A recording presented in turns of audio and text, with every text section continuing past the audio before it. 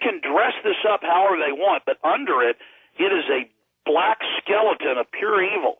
So, I tell you what, I do agree with you, Alex. Is that in the post-Vietnam years, when all this stuff burgeoned within military intelligence, they were willing to go wherever it took them. They were willing to go into the worlds of black magic and so on. And John, they're telling you, and remember, this is the stuff they're admitting. I'm glad you have come out with this, but I mean, this is what they're willing to admit to you, folks. It's a lot worse.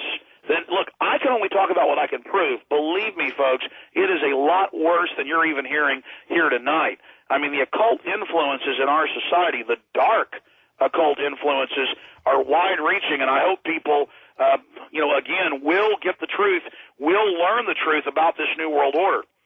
All right, Alex, thank you. John, stick around for phone calls when we come back. Dick Cheney's supposed to go down to New Orleans on Thursday. We'll see. I'll be right back. Hey, on our next Coast to Coast program, by the way, our guest will be Mark Pinkham, where he's an expert in the Holy Grail. He's going to talk about the mysteries of the Roslin Chapel in France. And also Thursday, Sylvia Brown, nationally renowned psychic, our guest right here on Coast to Coast AM. We'll be back with phone calls and our guest Jon Ronson on Coast to Coast. Don't go away.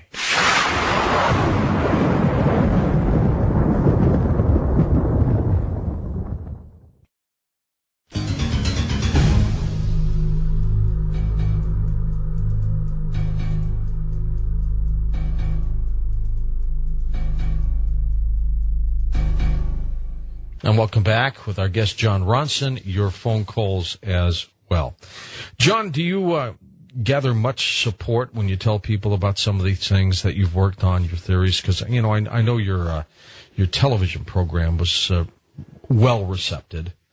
Yeah, I mean, when my first book, Them, came out, what surprised me when I started doing events was that I'd get people from both sides of the fence in the audience. I'd get kind of believers in Bilderberg and Bohemian Grove's evil power, and I'd get people who were, slightly more kind of distanced and ironic about the whole thing. So people from, the liberal spectrum and people from the further out spectrum all came to the events.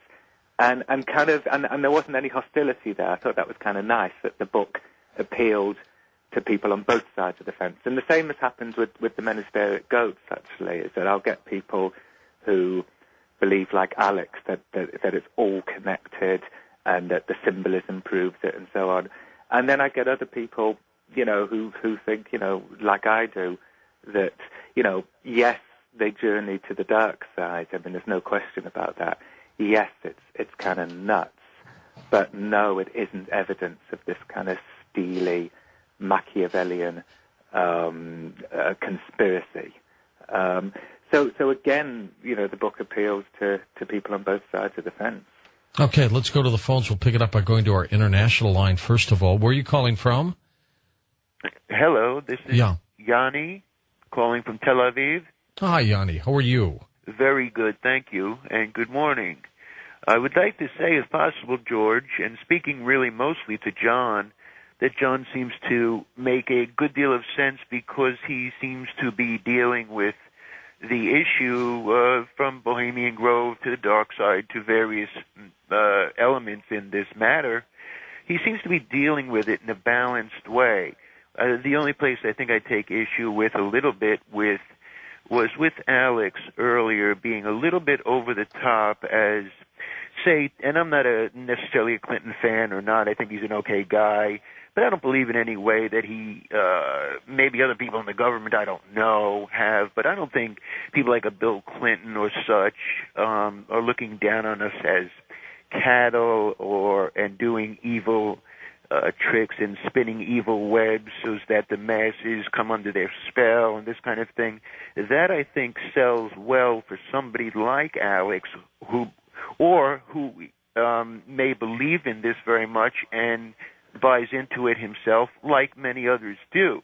But by comparison, John seems to have a very much more objective view, a more analytical view of everything that he had spoken about, from Bohemian Grove, as I said, to Satanism and the dark side and all this. And I just want to tell you that John really stood out as a very fair and honest investigator of the matter. Okay.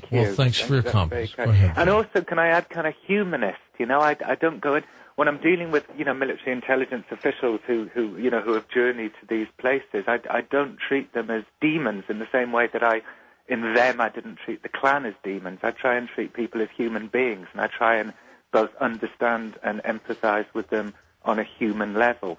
And human beings are, complicated, fallible, absurd, good people. And I hope that the portrayals of the characters in both them and the Men Who Stare at Goats is that. It's portraying people as human beings. So you're pretty. Side of the fence they're on. You're convinced, John, that this First Earth Battalion is still in existence and operating, right?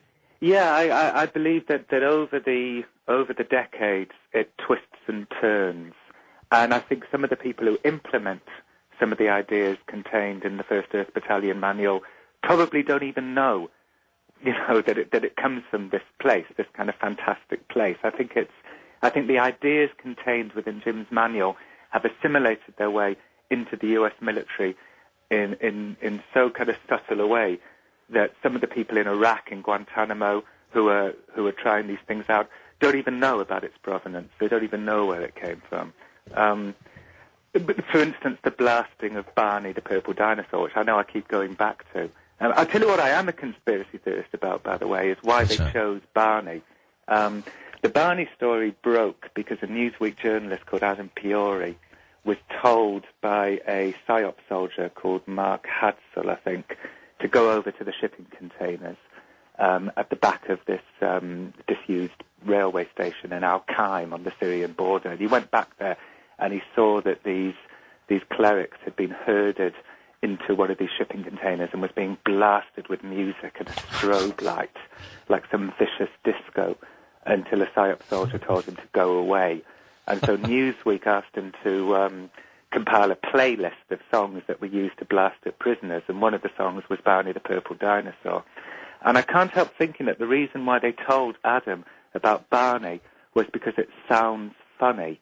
And it sure is. Enough, It's hilarious. Well, it is funny, right? But as Kenneth Ross, the head of Human Rights Watch, said to me, they're canny. They're clever people, these PSYOPs guys. If Katie Couric starts making jokes, which she did, about Barney, they'll switch to the Teletubbies next.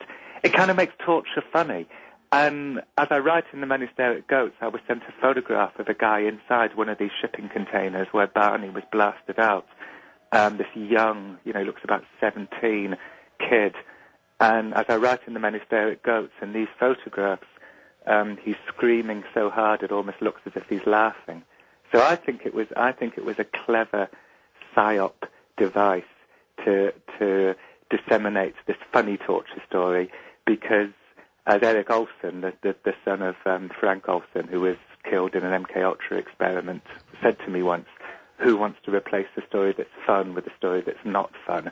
And until the Abu Ghraib photographs came out, really Barney was like, it had become, the Iraqi torture story, and it was a funny story. And we could all say to ourselves, oh, well, we've had to listen to Barney.